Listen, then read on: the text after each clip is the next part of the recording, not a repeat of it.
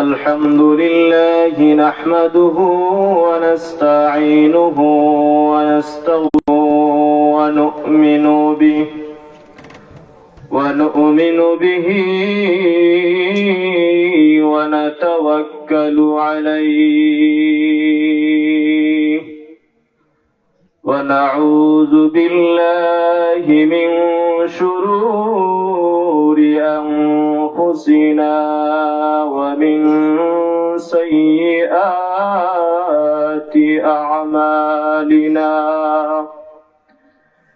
من يهدن الله فلا مضل له ومن يضلله فلا هادي له ونشهد أن لا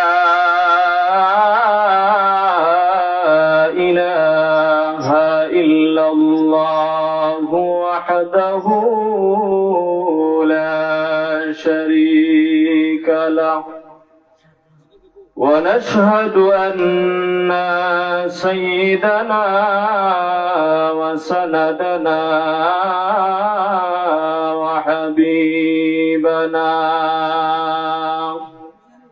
وحبيبنا محمدا عبده ورسوله الذي أرسله بالحق بشيرا ونذيرا وداعيا إلى الله بإذنه وسراجا وقمرا منيرا أما بعد فقد قال الله تبارك وتعالى في كلامه المجيد وفي فرقانه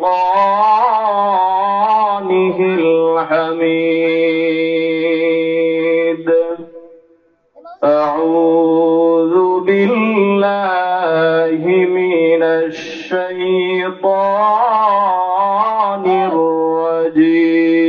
الرجيم بسم الله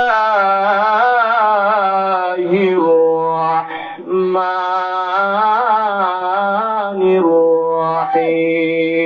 الرحيم ومن الناس من يقول آمنا بالله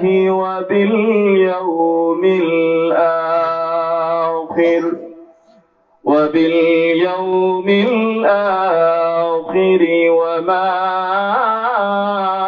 هم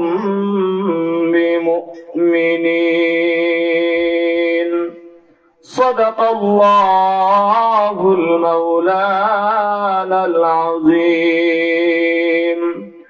وصدق رسوله النبي وحبيب الكريم ونحن على ذلك من الشاهدين والشاكرين والحمد لله رب العالمين وقال تعالى في شان حبيبه ومحبوبه مخبرا وآمرا إن الله وملائكته يصلون على النبي يا أيها الذين آمنوا صلوا عليه عليه وسلموا تسليما بسم الله الصلاة والسلام عليك يا رسول الله بسم الله والحمد لله الصلاة والسلام عليك يا اللهم صل على سيدنا مولانا محمد وعلى آل سيدنا مولانا কবে জানি ডাকা আসিবে এই দুনিয়া চারিতে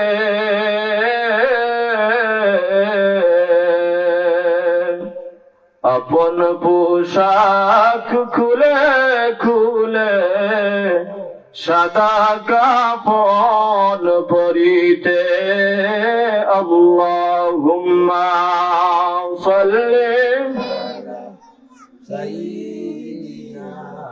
مولانا محمد وعلى آل سيدنا مولانا নবী গো আপনার ভালোবাসায় জান্নাতবাসী হওয়া যায় নবী গো আপনায় ভালোবাসলে দুজখ হারাম হয়ে যায় আল্লাহুম্মা সাল্লি مولانا محمد وعلى آل سيدنا مولانا আমরা পাপী গুনাহগার গো নবীজি আপনায় চিনলাম না ওই কারণে রোজ হাসরে আমাদেরকে ভুলবেন না আল্লাহুম্মা সাল্লি سيدنا مولانا محمد وعلى آل سيدنا مولانا لا إله إلا الله لا إله إلا الله لا لا إله إلا الله سبحان الله والحمد لله لا إله إلا الله لا إله لا إله إلا الله سبحان الله والحمد لله لا إله إلا الله لا إله إلا الله لا إله إلا الله لا إله لا إله إلا الله حسبي ربي جل الله ما في قلبي غير الله نور محمد صلى الله عليه ইলাহা ইল্লাল্লাহ লা ইলাহা لا إله إلا الله لا إله إلا الله محمد رسول الله صلى الله عليه وسلم الحمد لله মহান আল্লাহ পাক রব্বুল আলামিনের দরবারে লক্ষ কোটি গুণ শুকরিয়া জানাই যে মহান আল্লাহ পাক রব্বুল আলামিন আজকের এই দিনে আজকের বাংলাদেশ আঞ্জুমানে তালামিজ ইসলামিয়া চাতক উপজেলাধীন রামপুর আঞ্চলিক শাখা কর্তৃক আয়োজিত শামসুল উলামা আল্লামা সাহেব কিবলা ফুলতলি রহমতুল্লাহি আলাইহির ইসালে সওয়াব উপলক্ষে এবং অত্র রামপুর গ্রামের সমস্ত মুর্দেগানদের ইসালে সওয়াব উপলক্ষে আজকের আয়োজনের কর্তৃপক্ষকে আমি আন্তরিকভাবে শুভেচ্ছা জানাচ্ছি। আজকের মোবারকময় মাহফিলে আপনাকে আমাকে মহান আল্লাহ পাক রব্বুল আলামিন যে উপস্থিত হওয়ার তৌফিক দিয়েছেন, এজন্য মহান রব্বুল আলামিনের দরবারে সবাই উচ্চ আওয়াজে শুকরিয়া আদায় করি। সবাই বলুন আলহামদুলিল্লাহ। আলহামদুলিল্লাহ। লক্ষ কোটি দুরূদ ও সালাম জানাই আল্লাহর সৃষ্টির প্রধান আকর্ষণ নূরুন আলা নূর শামসুদ দুহা বদরুদ দুজা আলা নূর সাইয়্যিদুল মুরসালিন শাফিউল মুজনিবিন, দু জাহানের সম্রাট আল্লাহর সৃষ্টির প্রধান আকর্ষণ বিশ্ব সবার সভাপতি নবী মুহাম্মদ মুস্তাফা সাল্লাল্লাহু আলাইহি ওয়াসাল্লামের উপর। প্রিয় হাজিরিন, আজকের মাহফিলে আমার আগে আলোচনা করে গেছেন উপমহাদেশের প্রখ্যাত আলিয়ে কামিল শামসুল উলামা আল্লামা সাহেব কিবলা ফুলতলি রহমতুল্লাহি আলাইহির সুযোগ্য নাতি। আজকের মাহফিলের সম্মানিত প্রধান অতিথি ছিলেন হযরত মাওলানা মুস্তাফা হাসান চৌধুরী গিলমান সাহেব এবং মঞ্চে উপস্থিত আমার বক্তব্য থেকে নিয়ে পর্যন্ত যিনি অত্র গ্রামের দীর্ঘদিন ধরে ইমাম ও খতিবের দায়িত্বে আছেন আমার উস্তাদ হযরত মাওলানা কবির আহমদ সাহেব মাদ্দাজিল্লাহুল আলী এবং মঞ্চে উপস্থিত অত্র মাহফিলের আজকের সম্মানিত সভাপতিবৃন্দ, সামনে উপস্থিত আমার গ্রামের নওজওয়ান ভাই এবং বাবারা, পর্দার আড়ালে পর্দারত অবস্থায় পর্দানিশীন সবলা অবলা মা বোনেরা, সবার কাছে আমি আবারও প্রিয় নবী সাল্লাল্লাহু আলাইহি ওয়াসাল্লামের পবিত্র জবান মোবারক থেকে পবিত্র কথা, পবিত্র বাণী, শান্তির বাণী আবারও পাঠাচ্ছি। আসসালামু আলাইকুম। আল্লাহ পাক রব্বুল আলামিন যেহেতু আজকে আমাদেরকে সুযোগ করে দিয়েছেন এই মাহফিলে কথা বলার, ইয়াকুলু আমান্না, আল্লাহ পাক রব্বুল আলামিন বলতেছেন ওয়া মিনান নাসি মান ইয়াকুলু আমান্না, আমি আল্লাহ, আমরা আল্লাহর উপর ঈমান এনেছি বলে, কিন্তু আল্লাহ পাক রব্বুল আলামিন বলেন, আল্লাহর বান্দারা বলে ওয়া বিল ইয়াউমিল আখিরি, আমি আখিরাতের উপর ঈমান আনলাম। আল্লাহ পাক রব্বুল আলামিন বলেন ওয়া মা হুম বিমুমিনিন, অথচ যারা বলে মুখে ঈমান এনেছি, আল্লাহ পাক রব্বুল আলামিন বলেন না না, তারা কখনো ঈমানদার হতে পারে না যারা মুখে নিজেকে ঈমানদার দাবি করে। আল্লাহ পাক রব্বুল আলামিন বলেন তারা পরিপূর্ণ ঈমানদার নয় যারা মুখে বলে, অন্তরের মধ্যে বিশ্বাস নেই। আজকের আলোচনা হবে গিয়ে ঈমানদারদেরকে নিয়ে। আল্লাহ পাক রব্বুল আলামিন পবিত্র কুরআনুল কারীমের মধ্যে অসংখ্য জায়গার মধ্যে বলেছেন ইয়া আইয়ুহাল্লাযীনা আমানু, হে ঈমানদারগণ, হে ঈমানদারগণ। আবার অনেক জায়গার মধ্যে আল্লাহ পাক রব্বুল আলামিন বলতেছেন ইয়া আইয়ুহাল মুসলিমুন, হে মুসলমানগণ, হে মুসলিমগণ। আবার অন্য জায়গার মধ্যে আল্লাহ পাক রব্বুল আলামিন বলতেছেন ইয়া আইয়ুহাল কাফিরুন। আবার অন্য জায়গার মধ্যে আল্লাহ পাক রব্বুল আলামিন বলতেছেন ইয়া আইয়ুহাল মুনাফিকুন। এতে বোঝা গেল মুমিন এবং মুসলমানের মধ্যে পার্থক্য আছে, কাফিরের মধ্যে পার্থক্য আছে, আবার মুনাফিকের মধ্যেও পার্থক্য আছে। আল্লাহ পাক রব্বুল আলামিন বলেন তারা পরিপূর্ণ ঈমানদার নয় যারা মুখে বলে ঈমানদার, আমরা ঈমান এনেছি, আখিরাতের প্রতি বিশ্বাস করেছি, আমরা আল্লাহর প্রতি ঈমান এনেছি। আল্লাহ পাক রব্বুল আলামিন বলেন তারা পরিপূর্ণ ঈমানদার নয়। এখন পরিপূর্ণ ঈমানদার কারা? আল্লাহ পাক রব্বুল আলামিন বলেন ইয়া আইয়ুহাল্লাযীনা আমানুত্তাকুল্লাহা ওয়া কুনু মা'আস সাদিকিন। আল্লাহ পাক রব্বুল আলামিন বলেন, হে মুমিনগণ, তোমরা আমি আল্লাহকে ভয় করো। আমানুত্তাকুল্লাহ, আমি আল্লাহ পাক রব্বুল আলামিনকে ভয় করো।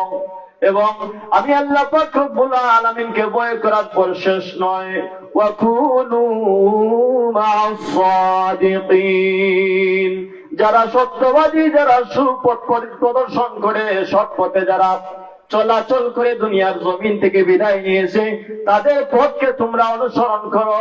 আর যদি তোমরা তাদের পথকে অনুসরণ করতে পারো, আল্লাহ পাক রব্বুল আলামিন বলেন, তাহলে তোমরা দুনিয়া আখিরাত উভয় জাহানে সফল কাম। সুবহানাল্লাহ। তাহলে বোঝা গেল, আপনি আমি যদি যত মুখে ঈমানদার দাবি করি, আপনি আমি নিজেকে যত বড় পরহেজগার, আল্লাহওয়ালা, মুত্তাকি দাবি করি, যদি আপনি আমি অন্তর থেকে আল্লাহর ইবাদত না করি, তাহলে আপনার আমার কোনো কিছুই আল্লাহ পাক রব্বুল আলামিন কবুল করবেন না। তাহলে কবুল করতে হলে পূর্ব শর্ত হলো গিয়ে আপনাকে আমাকে অন্তর দিয়ে ঈমানকে লালন করতে হবে। ঈমান মুখে শুধু বললে হবে না, ঈমানটা হতে হবে অন্তর থেকে। এজন্য আমরা পাঠ করি, আমানতু বিল্লাহি ওয়া মালাইকাতিহি ওয়া কুতুবিহি ওয়া রুসুলিহি ওয়াল ইয়াউমিল আখিরি ওয়াল কদরি খাইরিহি ওয়া শাররিহি মিনাল্লাহি তাআলা ওয়াল বা'সি বাদাল মাউত। যে আমরা যখন এই দোয়াটা পাঠ করি, ঈমান যখন আমরা আনয়ন করি, একথা বলি যে আল্লাহ, আমি আপনার প্রতি ঈমান আনলাম, আপনার ফেরেশতাগুলোর প্রতি ঈমান আনলাম, আপনার সমস্ত সৃষ্টি কিতাবাদের উপর ঈমান আনলাম, এবং দুনিয়া আখিরাত উভয় জাহানের প্রতি ঈমান আনলাম। কিন্তু আল্লাহ পাক রব্বুল আলামিন বলেন যে ওয়া মা হুম বিমুমিনিন, তারা যদিও মুখে ঈমানদার বলে, তারা ঈমানদার নয়। তাহলে আপনাকে আমাকে প্রকৃত ঈমানদার হতে হলে প্রথমত অবস্থায় আপনার আমার অন্তরের মধ্যে ঈমানকে এমন ভাবে লালন করতে হবে যে বর্তমান যে মৌসুম চলতেছে আমাদের, আমরা জানি শবে বরাতের মাস, ওই মাসে আমরা বেশি বেশি করে আল্লাহর ইবাদত করব। ওই মাসে আল্লাহ পাক রব্বুল আলামিন তার বান্দাদের ইবাদতকে অতি সহজে কবুল করেন। এজন্য এই মাস যে আমাদের মধ্যে এসেছে, ওই মাসে দেখা যাবে অনেক মানুষের মধ্যে পরিবর্তন ঘটবে। অনেক মানুষ সারা বছর নামাজ পড়েন নাই, কিন্তু এই মাস আসার কারণে, শবে বরাতের মাস আসার কারণে তারা নামাজ পড়বেন, তারা আল্লাহ ভীরু হবেন, তারা পরহেজগার হবেন। এজন্য আল্লাহর হাবিব সাল্লাল্লাহু আলাইহি ওয়াসাল্লাম হাদিস শরীফের মধ্যে বলেছেন, হে আমার আখির জামানের নবীর উম্মতেরা, শুনো, তোমরা দেখবে এমন একটা সময় আসবে, যেই সময়ে দুনিয়ার মানুষেরা ইবাদত থেকে, আল্লাহর পরহেজগারিতা থেকে দূরে থাকবে, কিন্তু যখন তাদের অন্তরের মধ্যে আমি আল্লাহ পাক রব্বুল আলামিনের ইশক এবং মহব্বত জাগ্রত হবে, তখন তারা ঠিকই আমি আল্লাহ পাক রব্বুল আলামিনের ইবাদত করবে। এভাবে দেখবেন বর্তমান মৌসুমে অনেক মানুষ নামাজ পড়ে না, কিন্তু ওই শবে বরাত উপলক্ষে নামাজ পড়বে। কিন্তু আমাদের সমাজের মধ্যে কিছু মানুষ, যে সমস্ত মানুষেরা ওই শবে বরাতের মাস আসলে যেমন মিলাদের আয়োজন করেন, অথবা কবর জিয়ারত করার নামাজের অবস্থা দেখা যায়, খুব বেশি বেশি করে নামাজ পড়েন, পরহেজগারিতা দেখান, কিন্তু আল্লাহর হাবিব সাল্লাল্লাহু আলাইহি ওয়াসাল্লাম বলতেছেন যে যে সমস্ত মানুষেরা ওই মাস আসলে আমলদার হয়, পরহেজগার হয়, তোমরা তাদেরকে নিয়ে হাসি ঠাট্টা করো না। কারণ কোন সময় আল্লাহ পাক রব্বুল আলামিন কার অন্তরের মধ্যে হেদায়েতের মোহর মেরে দিবেন, হেদায়েত কাকে কখন আল্লাহ পাক রব্বুল আলামিন দান করবেন, তোমরা হয়তো বুঝতে পারবে না। এজন্য আল্লাহর হাবিব সাল্লাল্লাহু আলাইহি ওয়াসাল্লামের একখানা হাদিস, আল্লাহর হাবিব সাল্লাল্লাহু আলাইহি ওয়াসাল্লামকে সাহাবীরা প্রশ্ন করেন, ইয়া রাসূলুল্লাহ, ইয়া হাবিবাল্লাহ, আমার এক চাচাতো ভাই মৃত্যুর ঠিক আগ মুহূর্তে 61 বছর যাবৎ তার দুনিয়ার মধ্যে কাটানো, কিন্তু সে এত ঈমানদার ছিল, এত আমলদার ছিল, পূর্ণবান ছিল, পরহেজগার ছিল। ইয়া রাসূলুল্লাহ, ইয়া হাবিবাল্লাহ, যখন আমার চাচাতো ভাই মৃত্যুবরণ করবে, মৃত্যুবরণ করার ঠিক আগ মুহূর্তে তার ভাইয়ের সম্পদের মধ্যে যখন সে মরার সময় ওসিয়ত করে যাবে, ওসিয়ত করার সময় সে বলেছিল যে আমার ভাইকে আমার সম্পদ থেকে পরিপূর্ণ অংশ তোমরা দিও না। আল্লাহর হাবিব সাল্লাল্লাহু আলাইহি ওয়াসাল্লামকে সাহাবী প্রশ্ন করেন, ইয়া রাসূলুল্লাহ, ইয়া হাবিবাল্লাহ, ওই ব্যক্তিটা এত ইবাদতগুজার, এত পরহেজগার, যতই আমলদার, পরহেজগার, কিন্তু ইয়া রাসূলুল্লাহ, ইয়া হাবিবাল্লাহ, মৃত্যুর সময় ওই ব্যক্তিটা ওসিয়ত করার সময় ভুল ওসিয়ত করে গিয়েছিল, অন্যায় কথা বলে গিয়েছিল। ইয়া রাসূলুল্লাহ, ওই ব্যক্তিটার কবরের অবস্থা কেমন হবে? আল্লাহর হাবিব সাল্লাল্লাহু আলাইহি ওয়াসাল্লাম বলেন, যদিও ওই ব্যক্তিটা সমস্ত জিন্দেগি ভরা ইবাদত করছে, নামাজ পড়ছে, কিন্তু আল্লাহর হাবিব সাল্লাল্লাহু আলাইহি ওয়াসাল্লাম বলেন মৃত্যুর আগ মুহূর্তে সে যেহেতু পরিপূর্ণভাবে সৎভাবে দুনিয়া থেকে বিদায় নিতে পারে না, অন্যায় কথা বলেছে, অসৎ কথা বলেছে, আর ওই অসৎ কথা বলার কারণে তার 61 বছরের যত আমল ছিল, যত গুণ ছিল, যত সওয়াব ছিল, সমস্ত সওয়াব দুলুর সাথে পরিণত হয়ে গেছে। সমস্ত জীবনের ইবাদত এক মুহূর্তের মধ্যে আপনার আমার নষ্ট হতে পারে। এজন্য আপনাকে আমাকে ঈমানকে এমন ভাবে সতেজ করতে হবে যেন আমরা সব সময় সর্ব অবস্থায় সর্বস্থানের মধ্যে আপনি আমি যেন ঈমানকে সতেজ রেখে আপনার আমার কদমকে যেন, আপনার আমার জীবনকে যেন আপনি আমি পরিচালনা করতে পারি, এটার প্রতি লক্ষ্য রাখতে হবে। আল্লাহর হাবিব সাল্লাল্লাহু আলাইহি ওয়াসাল্লামকে আরেক সাহাবী প্রশ্ন করেন, ইয়া রাসূলুল্লাহ, ইয়া হাবিবাল্লাহ, আমার এক ভাই মৃত্যুর আগ মুহূর্তে, আমার ভাইটা এত বেশি বদকার ছিল, এত বেশি গুনাহগার ছিল, ইয়া রাসূলুল্লাহ, ইয়া হাবিবাল্লাহ, ওই গুনাহ, তার গুনাহ এমন গুনাহ পাহাড়ের চাইতে আরো উঁচু গুনাহ, ইয়া রাসূলুল্লাহ, ইয়া হাবিবাল্লাহ, কিন্তু ওই ব্যক্তি ইন্তেকালের ঠিক আগ মুহূর্তে সে তার ভাইয়ের হকটাকে সঠিকভাবে বিতরণ করে দিয়েছে এবং মৃত্যুর সময় কালেমা পড়ে সে মৃত্যুবরণ করেছে। ইয়া রাসূলুল্লাহ, ইয়া হাবিবাল্লাহ, ওই ব্যক্তিটা দুনিয়া থেকে বিদায় নিয়ে গেছে, এখন ওই ব্যক্তির কবরের অবস্থা কেমন হবে, কবরের আযাবটা কেমন হবে? আল্লাহর হাবিব সাল্লাল্লাহু আলাইহি ওয়াসাল্লাম বলেন, ও আমার সাহাবিয়ানে কেরামরা শুনো, ওই ব্যক্তিটা যদিও মৃত্যুবরণ করেছে, যদিও জীবন ভরা গুনাহ করেছে, যদিও গুনাহ করেছে, কিন্তু ওই গুনাহ করার পর দুনিয়ার মানুষ দেখেছে যে সেই ব্যক্তিটা গুনাহগার ছিল, কিন্তু মৃত্যুর আগ মুহূর্তে সঠিক পথে থাকার কারণে, সঠিক কাজ করার কারণে, সত্যবাদী হওয়ার কারণে আল্লাহ পাক রব্বুল আলামিন তার গুনাহগুলোকে মাফ করে দিয়েছে। সুবহানাল্লাহ। তাহলে বুঝেন, আপনি আমি যত নামাজ পড়ি, ইবাদত করি, যদি মৃত্যুর আগ মুহূর্তে সঠিকভাবে ঈমানে দৌলতকে নিয়ে যদি কবরের মধ্যে যেতে না পারি, তাহলে আপনার আমার কবরের অবস্থা খুব বেহাল হবে। এজন্য আমরা অনেক মানুষ দেখা যায়, মৃত্যুর সময় দেখা যায় যে সাকরাতের ঘাটের মধ্যে দেখা যায় অনেক কঠিন অবস্থা, মুমূর্ষ অবস্থা। সাকরাতের ঘাট এত কঠিন ঘাট যখন আমরা দেখি, অনুভব করি, ওই ব্যক্তিটার দুনিয়ার মধ্যে থাকা অবস্থায় আজরাইল জান কবজ করার আগে এত কষ্ট হচ্ছে, জানি না ব্যক্তিটার কবরের অবস্থা কেমন হবে। এভাবে আপনাকে আমাকেও মৃত্যুর জন্য প্রস্তুতি নিতে হবে, আপনাকে আমাকেও কবরের প্রান্তে গিয়ে দাঁড়াতে হবে। এজন্য এই যে বরকতময় মাস এসেছে, ওই মাসে আপনার আমার দায়িত্ব হলো গিয়ে বেশি বেশি করে আপনার আমার মুর্দেগানদেরকে স্মরণ করা। কিভাবে স্মরণ করব? মুর্দেগানদের কবরের পাশে গিয়ে দাঁড়াবো, যা পারি তা নিয়ে আমরা কবরের পাশে গিয়ে দাঁড়িয়ে মুর্দেগানদেরকে স্মরণ করব। আল্লাহর হাবিব সাল্লাল্লাহু আলাইহি ওয়াসাল্লাম বলেন, বুখারী শরীফের হাদিস, হযরত ওমর ইবনুল খাত্তাব রাদিয়াল্লাহু তাআলা থেকে বর্ণিত, আল্লাহর হাবিব সাল্লাল্লাহু আলাইহি ওয়াসাল্লাম বলেন, তোমরা, আল্লাহর হাবিব সাল্লাল্লাহু আলাইহি ওয়াসাল্লাম সাহাবিয়ানে কেরামদেরকে নসিহত করেন, ও আমার সাহাবিয়ানে কেরামরা, তোমরা তোমাদের সাধ্য অনুযায়ী, তোমাদের সামর্থ্য অনুযায়ী তোমরা আল্লাহ পাক রব্বুল আলামিনের ইবাদত করো এবং আমি রাসূলের অনুগত্য করো।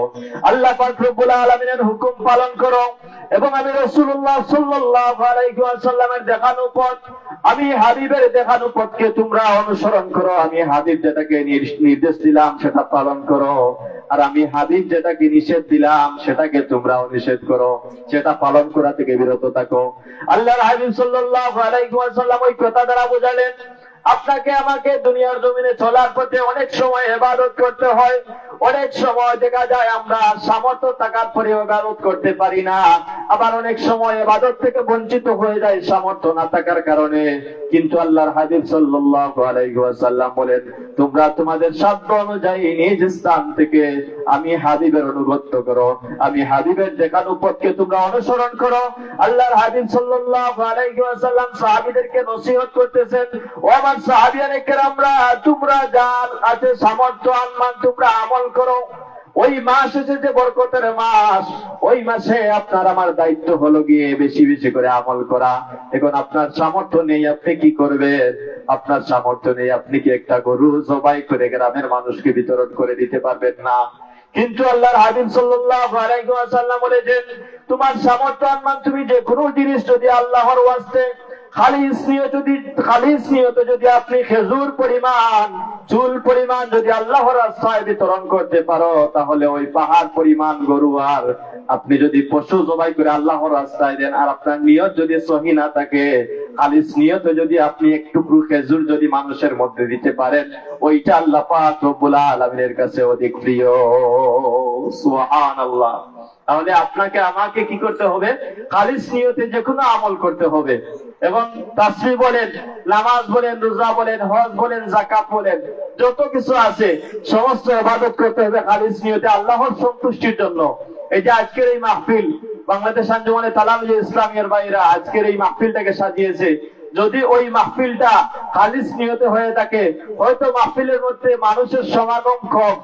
আল্লাহর হাবিব সাল্লাল্লাহু আলাইহি ওয়াসাল্লাম বলেছেন যে আল্লাহর হাবিব সাল্লাল্লাহু আলাইহি ওয়াসাল্লাম বলেছেন যে এমন একটা সময় আসবে, এমন একটা মুহূর্ত আসবে, যেই সময়ে হাতের মধ্যে কয়লার আগুনের ঝংকার, আগুনকে রাখা যেভাবে কঠিন হয়ে যায়, ঠিক তেমনি ভাবে এমন একটা সময় আসবে, ঈমানকে হাতের মধ্যে রাখা, ঈমানকে ধরে রাখা, হাতের মধ্যে জ্বলন্ত আগুন রাখার চাইতে আরো কঠিন হয়ে যাবে। তাই আপনাকে আমাকে দেখতে হবে আল্লাহর হাবিব সাল্লাল্লাহু আলাইহি ওয়াসাল্লামের 1400 বছর আগের নসিহত আল্লাহর হাবিব সাল্লাল্লাহু আলাইহি ওয়াসাল্লামের জবান মুবারক থেকে বাহির হয়েছিল। যেমন একটা সময় আসবে, তোমরা ঈমানকে ধরে রাখা জ্বলন্ত আগুনের টুকরো হাতের মধ্যে নেওয়া যতটুকু সহজ, তার চাইতে যতটুকু কঠিন, তার চাইতে আরো কঠিন হবে ঈমানকে ধরে রাখা। এজন্য ঈমানকে ধরে রাখতে হবে।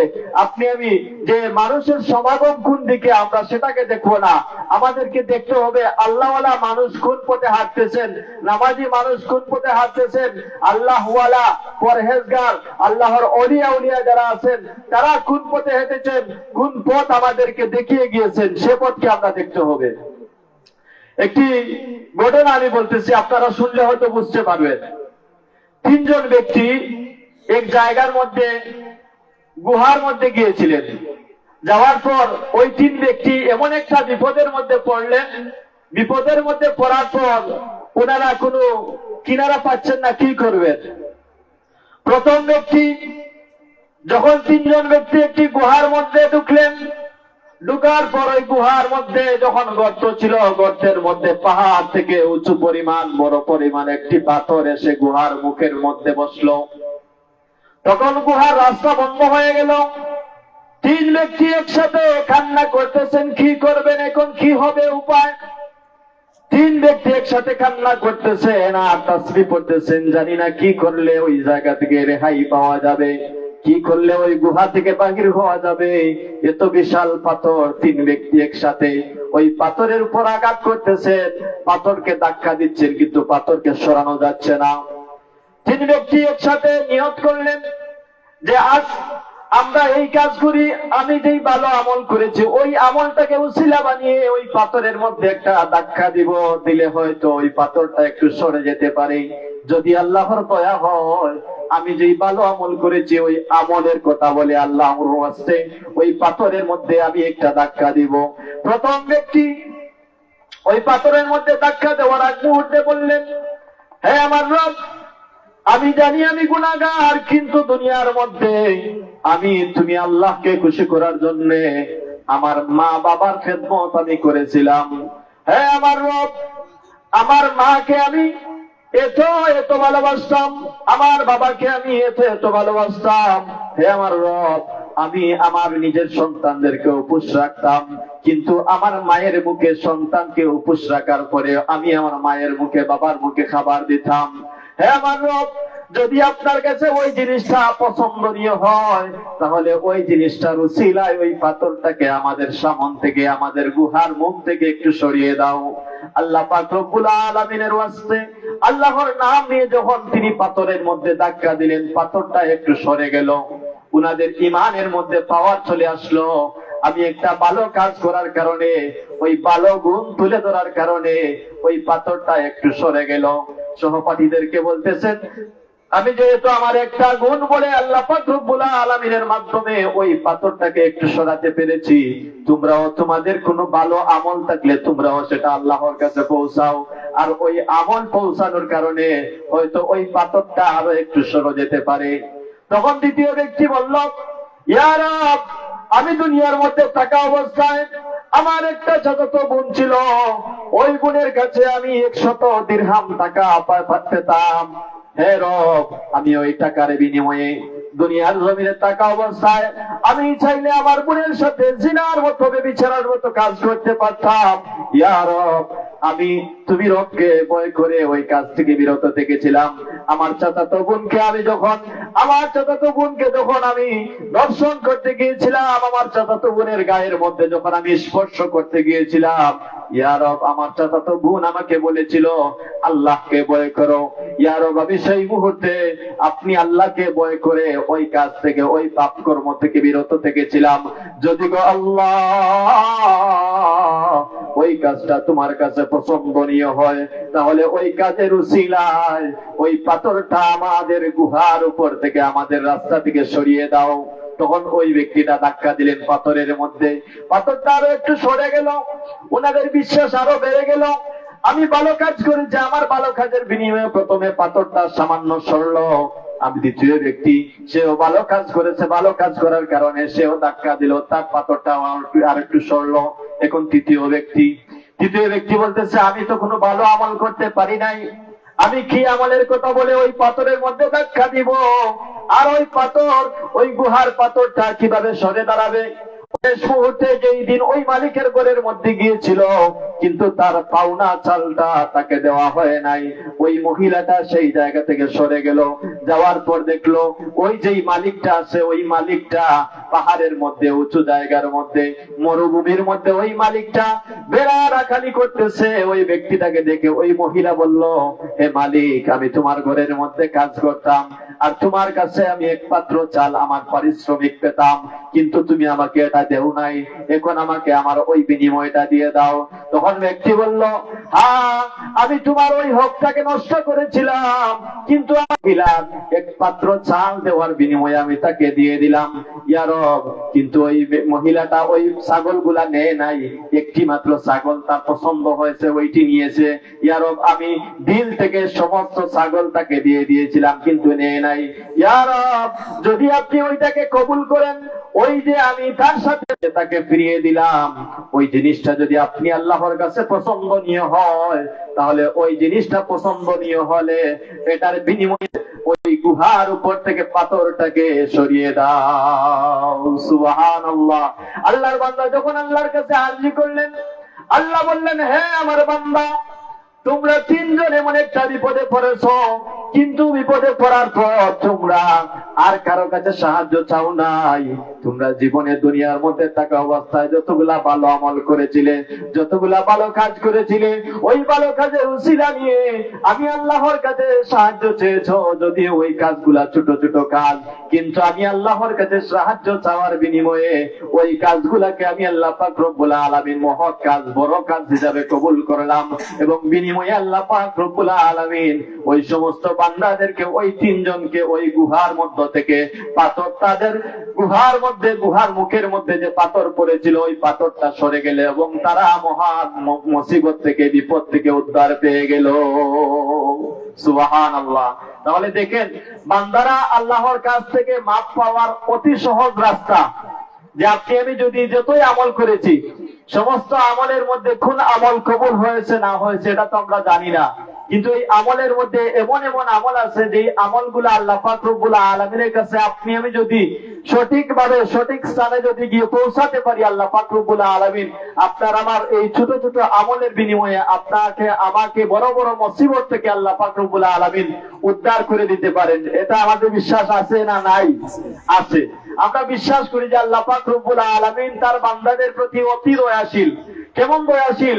আল্লাহ পাক রব্বুল আলামিন মানব জাতিকে এমন শ্রেষ্ঠত্ব মর্যাদা দিয়ে দুনিয়ার মধ্যে পাঠিয়ে দিয়েছেন। আল্লাহ পাক রব্বুল আলামিন বলেন, লাকাদ খালাকনাল ইনসানা ফি আহসানি তাকওয়িম। আল্লাহ পাক রব্বুল আলামিন বলেন, আমি মানব জাতিকে ওই দুনিয়ার মধ্যে সৃষ্টি করেছি আহসানি তাকওয়িম, ওদের অন্তরের মধ্যে ওদের মধ্যে এমন একটা চরিত্র দিয়েছি, আহসান, উত্তম চরিত্র দিয়ে তাদের মধ্যে আমি তাদেরকে সাজিয়েছি। ফেরেশতাকুল সবাই গিয়ে আল্লাহ পাক রব্বুল আলামিনের দরবারে আরজি করেছিল, ইয়া রব, আমরা ফেরেশতাকুল আকাশবর্তী ফেরেশতা, জমিনবর্তী ফেরেশতা, দুনিয়ার মধ্যে আপনার ফেরেশতার অভাব নেই। ইয়া রব, আমরা ফেরেশতারা আপনি আল্লাহর ইবাদত করতেছি, কিন্তু আমাদের মতো ফেরেশতাদেরকে রাখার পর আপনি কেন আবার আদমকে সৃষ্টি করবেন? ফেরেশতারা গিয়ে বাধা দিয়েছিল, আল্লাহ পাক রব্বুল আলামিনকে বলেছিল, ইয়া রব, আমরা তো আপনার ইবাদতের জন্য আছি, আপনি কেন আদমকে আর সৃষ্টি করবেন? তারা তো দুনিয়াতে যাওয়ার পর রক্তাক্ত করবে, মারামারি করবে, হানাহানি করবে, কাটাকাটি করবে। ইয়া রব, তাদেরকে দুনিয়ার মধ্যে পাঠালে হয়তো দুনিয়ার মধ্যে বিশৃঙ্খলা সৃষ্টি হতে পারে। আল্লাহ পাক রব্বুল আলামিন বলেছিলেন যে আমি আল্লাহ যা জানি তোমরা তা জানো না। সুবহানাল্লাহ। আল্লাহ পাক রব্বুল আলামিন বান্দার প্রতি কত দয়াবান। আদমকে সৃষ্টির সূচনা লগ্নে আল্লাহ পাক রব্বুল আলামিনের কাছে যখন ফেরেশতাকুল গিয়ে বলেছিলেন, ইয়া রব, আপনি যে আদমকে সৃষ্টি করবেন, আদমের মধ্যে তো ফিতনা ফাসাদ হবে, তারা তো দুনিয়ার মধ্যে যাওয়ার পর একে অপরের উপর অত্যাচার করবে, জুলুম করবে, একে অন্যের হক নষ্ট করবে, একে অপরকে কষ্ট দিবে, বাবা তার সন্তানকে আঘাত করবে, সন্তান তার বাবাকে আঘাত করবে, সন্তান তার বাবার সাথে খারাপ ব্যবহার করবে। ইয়া রব, আপনি যদি দুনিয়ার মধ্যে আদমকে সৃষ্টি করেন, তাহলে দুনিয়ার মধ্যে হয়তো দুনিয়ার জমিন রক্তে বন্যা বয়ে যাবে। আল্লাহ পাক রব্বুল আলামিন বলেছিলেন যে হে ফেরেশতারা, আমি আল্লাহ যা জানি তোমরা তা জানো না।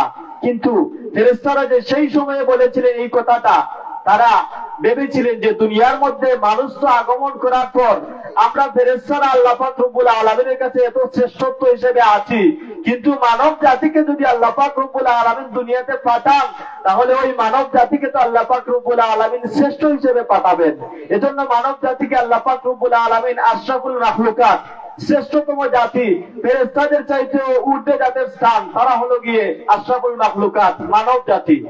এজন্য আপনাকে আমাকে শ্রেষ্ঠতম জাতি যেহেতু আপনি আমি, তাহলে আপনার আমার চরিত্রটা হতে হবে শ্রেষ্ঠ, ঠিক কিনা? আপনার আমার চরিত্র শ্রেষ্ঠ হতে হবে। আপনি আমি শ্রেষ্ঠ নবীর উম্মত হয়েছি, কিন্তু ওই নবীর আদর্শ আপনার আমার অন্তরের মধ্যে লালন করতে হবে।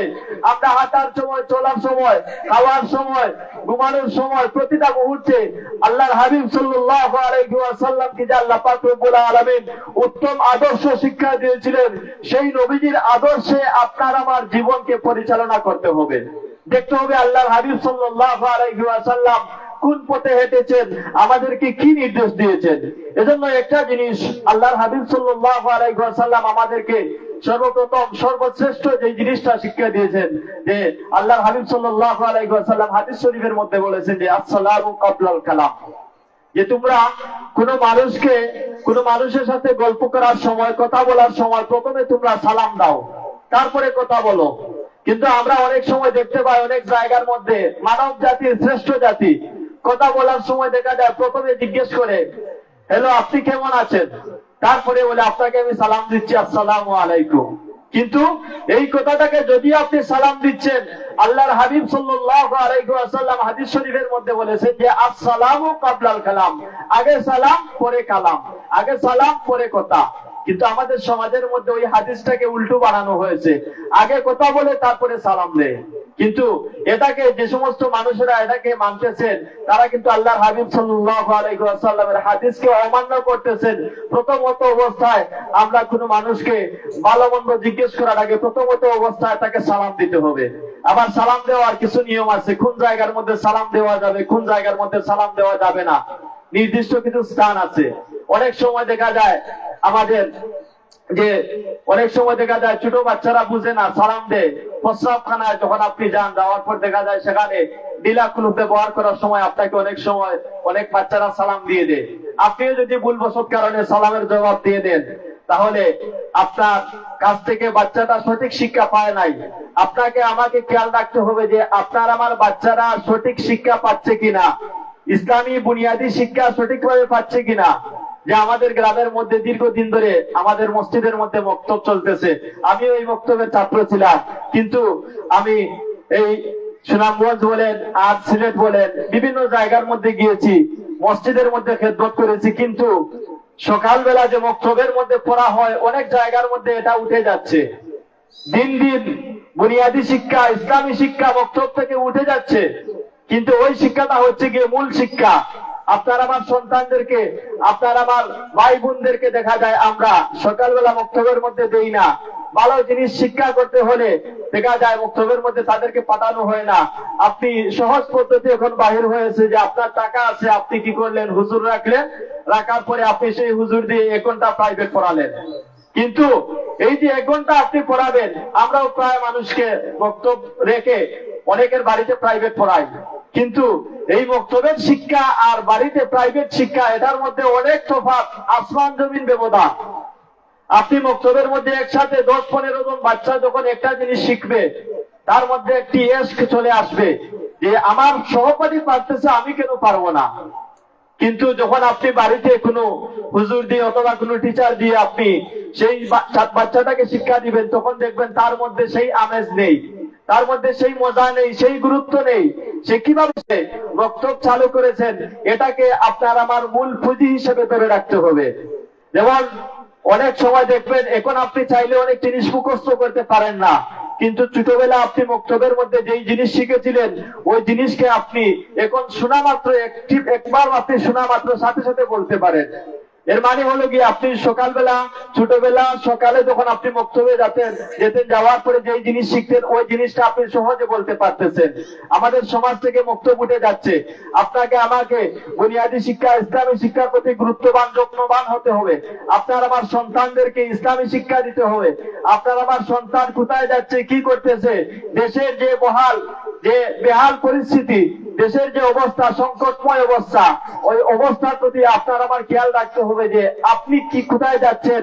আপনি তো ওই দুনিয়া থেকে চলে যাবেন, কিন্তু আপনি চলে যাওয়ার পর আপনার যে রেখে যাওয়া আওলাদ দুনিয়ার মধ্যে, তারা কি আপনাকে স্মরণ করবে না, ভুলে যাবে।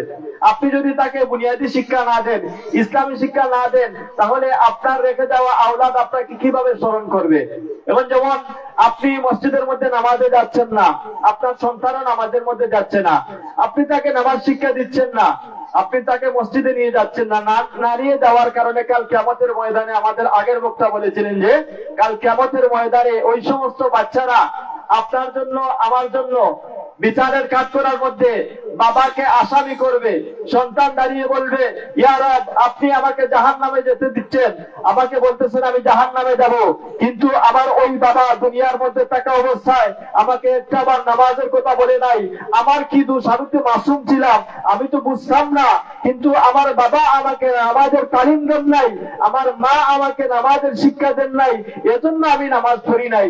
তখন সাথে সাথে আল্লাহ পাক রব্বুল আলামিন বলবেন যে হ্যাঁ, আমার বান্দা তো ঠিকই বলেছে, ওইটা ছোট বাচ্চা ছিল, কিন্তু তার বাবার কাছ থেকে, তার আওলাদের কাছ থেকে, আহালদের কাছ থেকে ইসলামী শিক্ষা লাভ করতে পারে নাই, নামাজ শিখতে পারে নাই, রোজা শিখতে পারে নাই, তাহলে সে কিভাবে আমল করবে। এজন্য কাল কিয়ামতের ময়দানে আপনাকে আমাকে প্রথমত অবস্থায় জবাবদিহি করতে হবে। আওলাদ যাদেরকে আল্লাহ পাক রব্বুল আলামিন দিয়েছেন, এটা আল্লাহ পাক রব্বুল আলামিনের দেওয়া একটি শ্রেষ্ঠতম নিয়ামত, এটাকে নিয়ামত হিসেবে গ্রহণ করতে হবে। আবার কারো জন্য আওলাদ গজবে পরিণত হয়, দুনিয়ার মধ্যে থাকা অবস্থায় গজবে পরিণত হয়, আবার দুনিয়া থেকে যাওয়ার পর আওলাদেরা গজবে, যে কবরের মধ্যে আপনি চলে যাবেন, যাওয়ার পর দেখা যাবে আপনার সন্তান নামাজ পড়ে না, মদ খাবে, গাঞ্জা খাবে, খারাপ পেশায় আকৃষ্ট হবে, হয়ে দেখা যায় সে গুনাহ করবে, আর ওই গুনার সমস্ত ভার আপনার আমার খবরের মধ্যে চলে যাবে।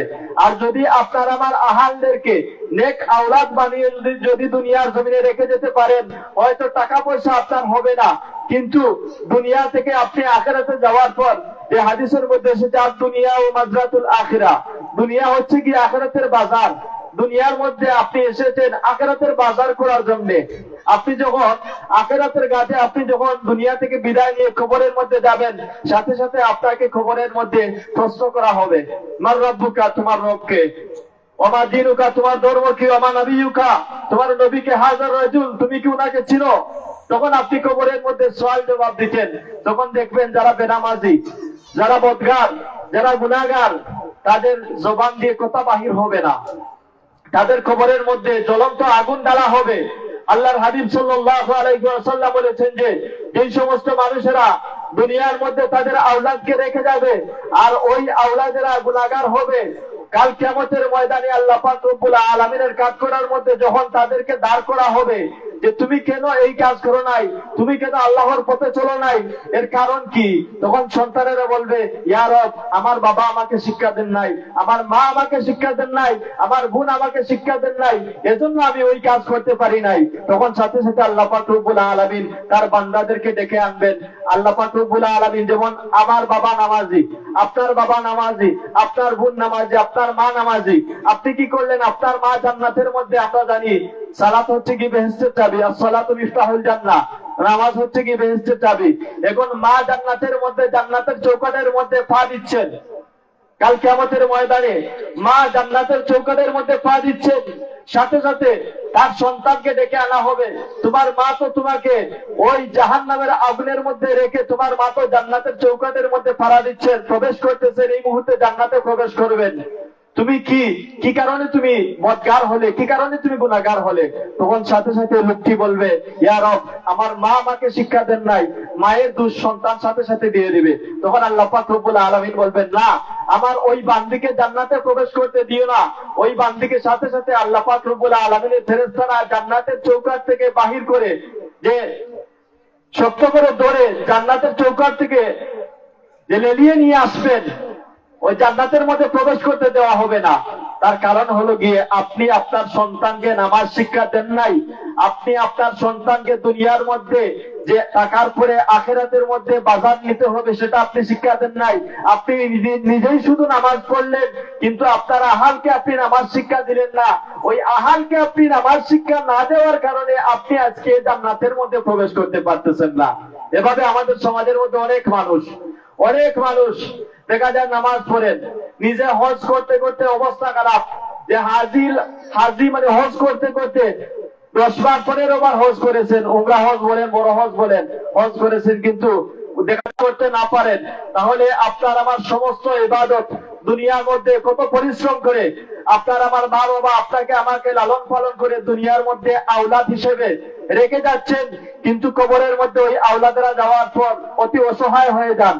কবরের মধ্যে যাওয়ার পর মুর্দেগানেরা জিন্দাদের দিকে তাকিয়ে থাকেন, আমি তো কবরের মধ্যে আসলাম, কিন্তু আমার তো রেখে যাওয়া একটা আওলাদ দুনিয়ার মধ্যে আছে, আমার তো 3টা সন্তান দুনিয়ার মধ্যে আছে, কিন্তু ওই সন্তানরা দুনিয়াতে থাকা অবস্থায় নামাজও পড়তেছে না, মুর্দাকে স্মরণ করবে কেন?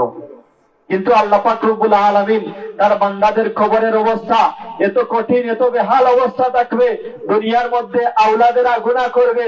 এজন্য আমরা প্রায় সময় মুনাজাতের মধ্যে বলি, আল্লাহ, আমাদের গুনার কারণে আপনি আমাদের বেফানা মুর্দেগানদের কবরের মধ্যে আযাব দিও না। অর্থাৎ আমরা দুনিয়ার মধ্যে গুনাহ করি, আর ওই গুনার আযাবটা আপনার আমার মুর্দেগানরা কবর থেকে ওই আযাবটা অনুভব করেন, ওই আযাবটা তাদের কবরের মধ্যে গিয়ে পৌঁছায়।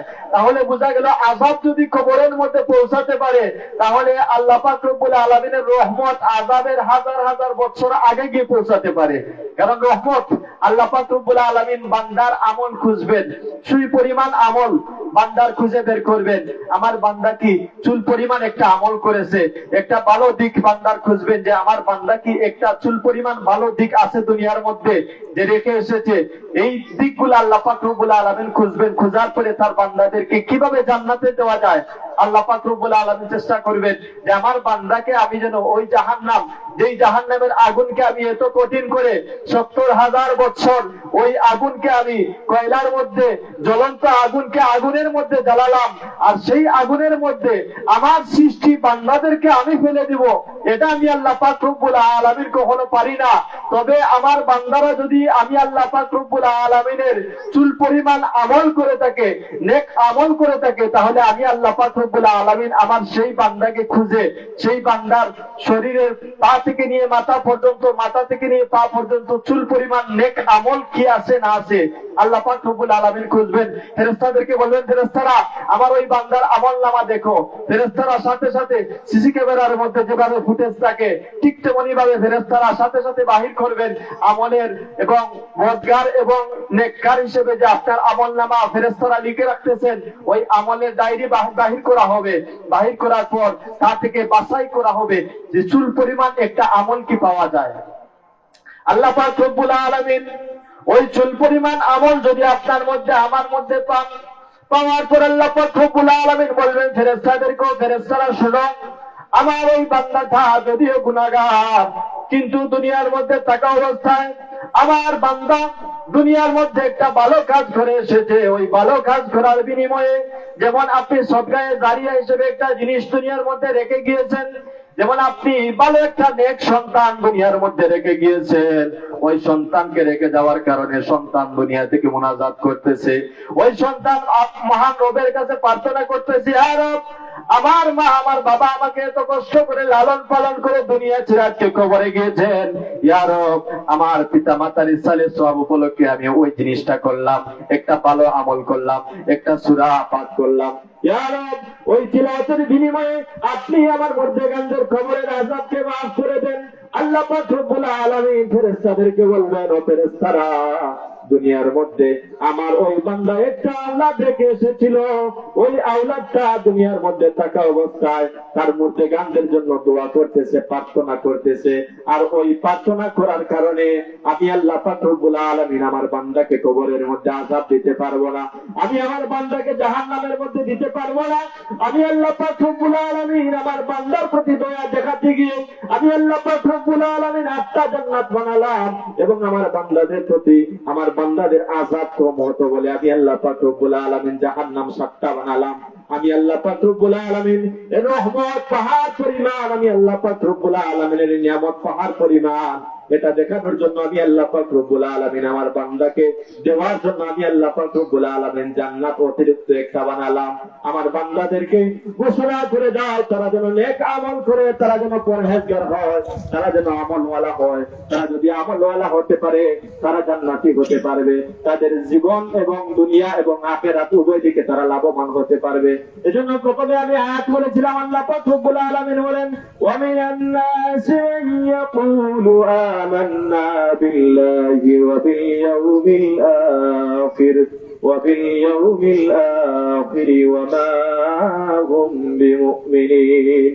দুনিয়ার মধ্যে আমার কিছু বান্দা আছে যারা আমি আল্লাহ পাক রব্বুল আলামিনের প্রতি ঈমান এনেছে বলে আমলদার, আমি আল্লাহ পাক রব্বুল আলামিনের আখিরাতের প্রতি ঈমান এনেছে বলে, কিন্তু তারা পরিপূর্ণ ঈমানদার নয়, তারা পরিপূর্ণ ঈমানদার নয়। পরিপূর্ণ ঈমানদার হলো গিয়ে তারা, পরিপূর্ণ বিশ্বাসী হলো গিয়ে তারা যারা মুখে যা বলে অন্তরে তা বিশ্বাস করে। সুবহানাল্লাহ। যে আপনাকে আমাকে মুখে যা বলি আপনার আমার অন্তর দিয়ে তা বিশ্বাস করতে হবে।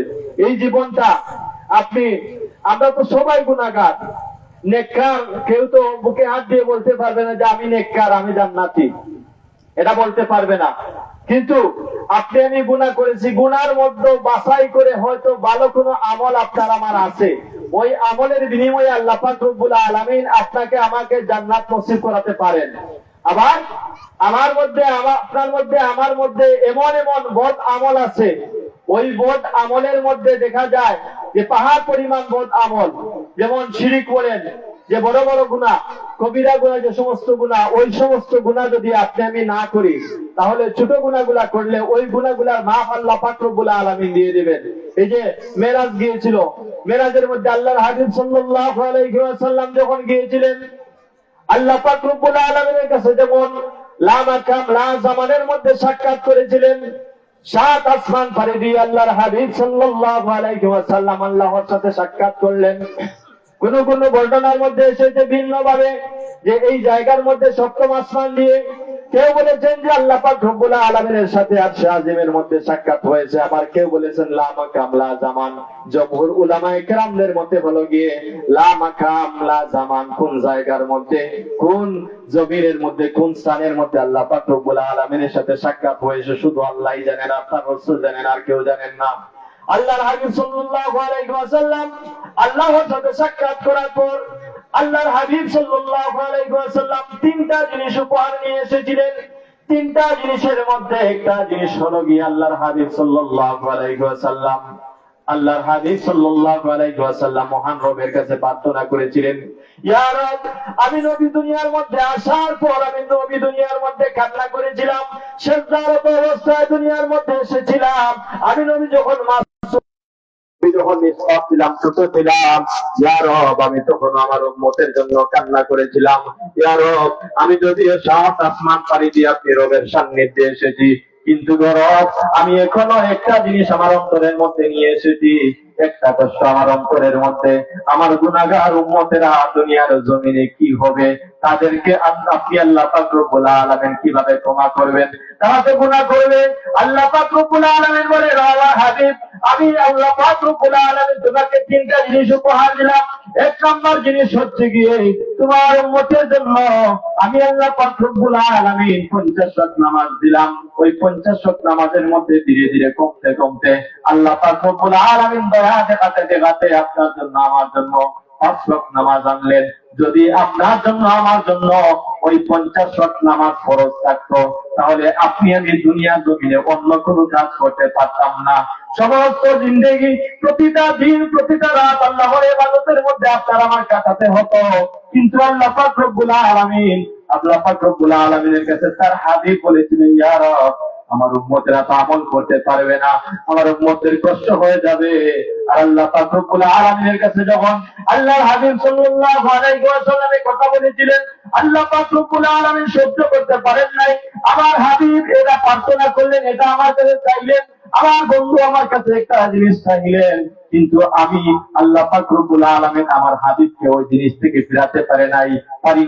আল্লাহ পাক রব্বুল আলামিন বলেন, ও আমার হাবিব আমি আপনাকে ঘোষণা দিলাম আপনার উম্মতদেরকে 50 ওয়াক্ত নামাজ পড়ার কারণে যে সওয়াব হতো, আমি আল্লাহ পাক রব্বুল আলামিন ওই 50 ওয়াক্ত নামাজের সওয়াব তোমার উম্মতের জন্য 5 ওয়াক্ত নামাজ পড়লে দিয়ে দিব। সুবহানাল্লাহ।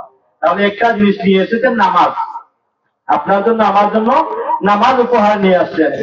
2 নম্বরে আল্লাহ হাবিব সাল্লাল্লাহু আলাইহি ওয়াসাল্লাম আপনার আমার জন্য উপহার নিয়ে আসছেন। আল্লাহ হাবিব সাল্লাল্লাহু আলাইহি ওয়াসাল্লাম আপনার আমার গুনাহ মাফ হবে। ছোট গুনাহ, ছোট শিরক যেগুলো আছে, ওই ছোট শিরক গুলো আল্লাহ পাক রব্বুল আলামিন আপনার জন্য আমার জন্য মাফ করে দিবেন। আল্লাহর হাবিবকে আল্লাহ পাক রব্বুল আলামিন প্রশ্ন করেছিলেন, ও আমার হাবিব আপনার অন্তরের মধ্যে এত কষ্ট কিসের? আপনার কলকে, আপনার অন্তরটাকে আমি আল্লাহ পাক রব্বুল আলামিন, আপনার বক্ষ মুবারককে আমি আল্লাহ পাক রব্বুল আলামিন দুনিয়ার মধ্যে আপনার কষ্টটাকে জিবরাইলের মাধ্যমে আপনার বক্ষটাকে আমি আল্লাহ পাক রব্বুল আলামিন পরিপূর্ণ করে দুনিয়ার জমিন থেকে আমি আল্লাহ পাক রব্বুল আলামিন আমার সান্নিধ্যে এনেছিলাম। ও আমার হাবিব আপনি কেন এত কষ্ট নিয়ে আসছেন? আপনার অন্তরের মধ্যে কি কষ্ট, আপনি কি চাচ্ছেন? আল্লাহর হাবিব সাল্লাল্লাহু আলাইহি ওয়াসাল্লামের অন্তরের মধ্যে একটা কষ্ট ছিল, শুধুমাত্র আমার উম্মতেরা গুনাহগার হবে, আমার উম্মতেরা বেনামাজি হবে, আমার উম্মতের অবস্থা জানি না কেমন হবে। রবের কাছে আল্লাহর হাবিব সাল্লাল্লাহু আলাইহি ওয়াসাল্লাম প্রার্থনা করেছিলেন, ইয়া রব আমার উম্মতের অবস্থা কি হবে, পরিণতি কি হবে? আপনি রব যদি ঘোষণা দেন আমার উম্মতদেরকে আপনি ক্ষমা করে দিবেন, তাহলে আমি হাবিব খুশি হয়ে ওই আসমানের উপর থেকে আমি জমিনের মধ্যে অবতরণ করতে পারি, বিদায় নিতে পারি। সুবহানাল্লাহ। আল্লাহর হাবিব সাল্লাল্লাহু আলাইহি ওয়াসাল্লাম 7ম আসমান পাড়ি দিয়েও আপনার মতো আমার মতো গুনাহগারদেরকে ভুলেন নাই। আল্লাহর হাবিব সাল্লাল্লাহু আলাইহি ওয়াসাল্লামের উম্মত আমরা দাবি করি, কিন্তু আপনার মধ্যে আমার মধ্যে নবীজির সুন্নাত নেই। আপনার মধ্যে আমার মধ্যে কথা বলার সময় নবীজির আদর্শ আপনার মধ্যে আমার মধ্যে নেই। কিন্তু ওই নবীজি এত গুনাহ করার পরেও ওই উম্মতের কথা একটা মুহূর্তের জন্য আল্লাহর হাবিব সাল্লাল্লাহু আলাইহি ওয়াসাল্লাম বলেন নাই। এখনো পর্যন্ত আল্লাহর হাবিব সাল্লাল্লাহু আলাইহি ওয়াসাল্লাম রোজা মুবারকে উম্মতের জন্য আল্লাহর হাবিব সাল্লাল্লাহু আলাইহি ওয়াসাল্লাম কাঁদেন। আমার উম্মতের কি অবস্থা হবে কাল কিয়ামতের ময়দানে? আল্লাহ পাক রব্বুল আলামিন আল্লাহর হাবিবকে এমন একটা সিংহাসনের মধ্যে বসাবেন, যে সিংহাসনে বসার পর আল্লাহর হাবিব সাল্লাল্লাহু আলাইহি ওয়াসাল্লামকে সুপারিশ করার অনুমতি দেওয়া হবে। আল্লাহর হাবিব সাল্লাল্লাহু আলাইহি ওয়াসাল্লাম বলবেন, আমার ওই উম্মতটা দুনিয়ার মধ্যে থাকা অবস্থায় আমি নবীকে ভালোবাসতো। আল্লাহর হাবিবকে এক সাহাবী বলেন, ইয়া রাসূলুল্লাহ, ইয়া হাবিবাল্লাহ, আমি মৃত্যুবরণ করব।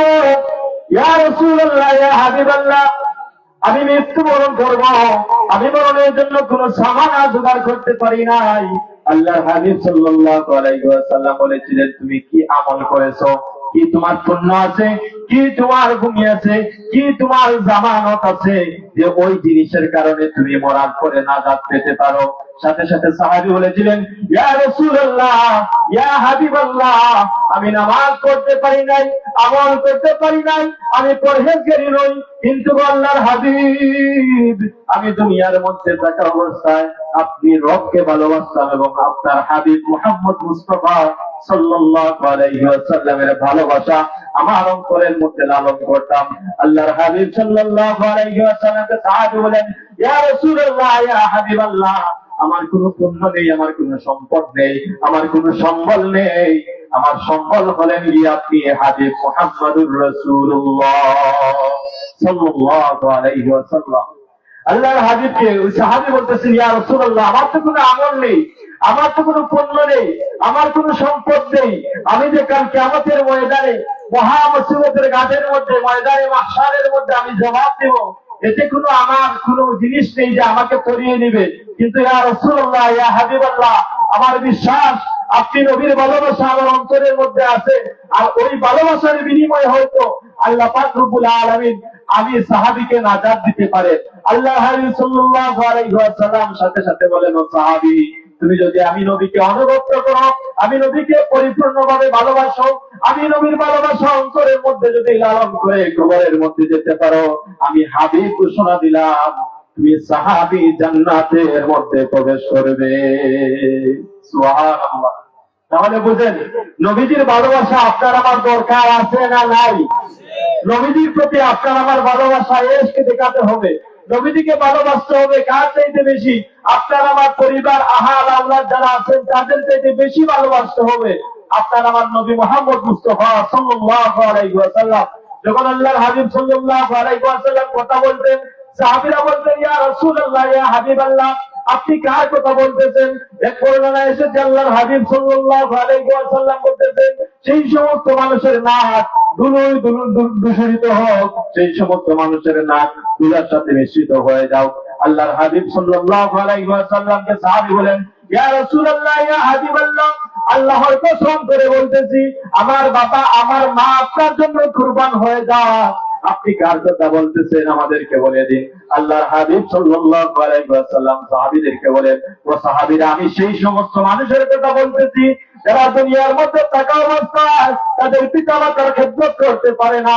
তাদের কথা বলতেছি যারা দুনিয়ার মধ্যে দুইটা জান্নাত পাওয়ার কারণে ওই জান্নাতগুলা পাওয়ার পর তারা একটা জান্নাতের মধ্যেও প্রবেশ করতে পারে না, আমি তাদের কথা বলতেছি। আল্লাহর হাবিব সাল্লাল্লাহু আলাইহি ওয়াসাল্লাম ওই পিতামাতাকে আপনার আমার গুরুত্ব দেওয়ার জন্য, পিতামাতার খেদমত করার জন্য বলেছেন, কিন্তু আল্লাহ হাবিব সাল্লাল্লাহু আলাইহি ওয়াসাল্লামের কাছে আপনার আমার যত আমল আছে সমস্ত কিছু আপনার আমার আমলগুলো আল্লাহ পাক রব্বুল আলামিন কবুল করবেন না ততক্ষণ পর্যন্ত, যতক্ষণ পর্যন্ত আপনি আমি আল্লাহর হাবিব সাল্লাল্লাহু আলাইহি ওয়াসাল্লামের প্রেমিক হতে পারবো। আল্লাহর হাবিব সাল্লাল্লাহু আলাইহি ওয়াসাল্লামের আশিক যতক্ষণ পর্যন্ত না হতে পারবো, আশিকে রাসূলুল্লাহ যতক্ষণ পর্যন্ত আপনার আমার অন্তরের মধ্যে লালন করতে পারবো না, ততক্ষণ পর্যন্ত ইমানদার হতে পারবো না। এবং নবীজির ইশক ছাড়া একটা মানুষও জান্নাতের চৌকাঠের মধ্যে পা দিতে পারবে না। জান্নাতের মধ্যে প্রবেশ করতে হলে সর্বপ্রথম যে জিনিসটা লাগবে আল্লাহর হাবিব সাল্লাল্লাহু আলাইহি ওয়াসাল্লামের প্রতি ভালোবাসা। সুবহানাল্লাহ। আল্লাহ পাক রব্বুল আলামিন আমি যা কিছু আলোচনা করলাম, প্রথমে আমাকে আমল করার তৌফিক দান করুন এবং আমার গ্রামের মুরব্বিয়ানে কেরাম এবং নওজওয়ান ভাই, পরিবারের পর্দানিশী মা বোনের সবাইকে আল্লাহ পাক রব্বুল আলামিন যা কিছু আমল করলাম খালিস নিয়তে আমল করার তৌফিক দান করুন। যা কিছু আলোচনা করলাম, ওয়া আখিরি দাওয়ানা আলহামদুলিল্লাহি রাব্বিল আলামিন। সাল্লাল্লাহু আলা সাইয়্যিদিনা মাওলানা মুহাম্মদ ওয়া আলা আলিহি ওয়া আসহাবিহি ওয়া সাল্লাম। সাল্লাল্লাহু আলা সাইয়্যিদিনা মাওলানা মুহাম্মদ ওয়া আলা আলিহি ওয়া আসহাবিহি ওয়া সাল্লাম। আস্তাগফিরুল্লাহ, ইন্নাল্লাহা গফুরুর রহিম। আস্তাগফিরুল্লাহ, ইন্নাল্লাহা গফুরুর রহিম। আস্তাগফিরুল্লাহ রাব্বি মিন কুল্লি যামবিন ওয়া আতুবু ইলাইহি। لا حول ولا قوة إلا بالله العلي العظيم. لا إله إلا الله محمد رسول الله صلى الله عليه وسلم. اللهم آمين. الحمد لله رب العالمين والعاقبة للمتقين والصلاة والسلام على أشرف الأنبياء والمرسلين وعلى آله وأصحابه وأهل بيته وأهل السنة والجماعته والناس أجمعين. اللهم ربنا ظلمنا أنفسنا وإن لم تغفر لنا وترحمنا لنكونن من الخاسرين. اللهم رب ارحمهما كما ربياني صغيرا. حمايات كوريا قبر رسول کی طرف قبر خند جنت بغان بنائی دو. وصلى الله تعالى على خير خلقه ونور عرشه وعلى آله وأصحابه أجمعين برحمتك يا أرحم الراحمين. آمين. السلام عليكم.